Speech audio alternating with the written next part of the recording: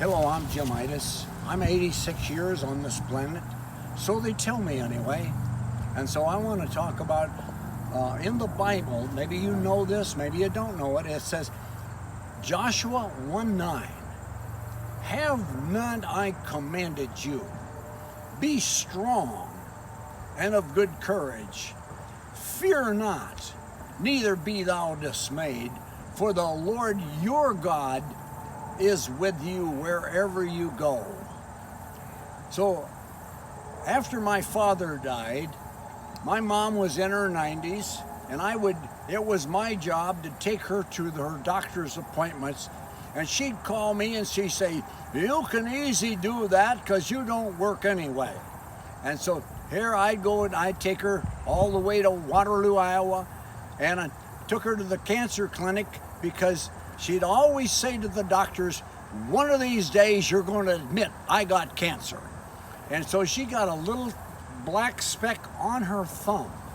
And I took her to the cancer clinic, and the nice doctor lady came out and said, you got to come back here seven weeks, and we'll give her one shot of radiation every week. And I looked at her and I said, do you know who you're talking to? This is Ites, right from Germany. I said, I want you to give her all 7 shots today, because she won't even notice it. And so the doctor gave her all 7 shots of radiation that day. 2 weeks later, I asked my mom, how's your thumb?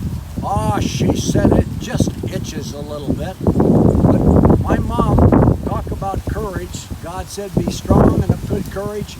We had, when I was growing up in the 40s, 1940s, we had milk cows, we had 200 chickens, we probably had 500 pigs.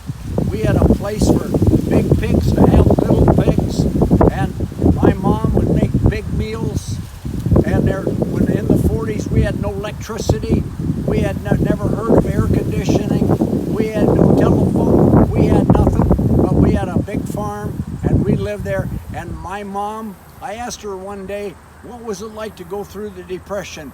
And she said, I didn't even know we had a depression, because they had big gardens, they had chickens, they had their own milk cows, they had everything right there on the farm, and they were courageous people. And I asked my mom one day, I said, what's your biggest fear? She looked at me, she said, I have no fears. And she made a spiritual comment right there, but she didn't know it, because in Hebrews chapter 13 and verse 6, we are instructed to say boldly, the Lord is our helper, and have no fear. I'm Jimm. Thanks for watching.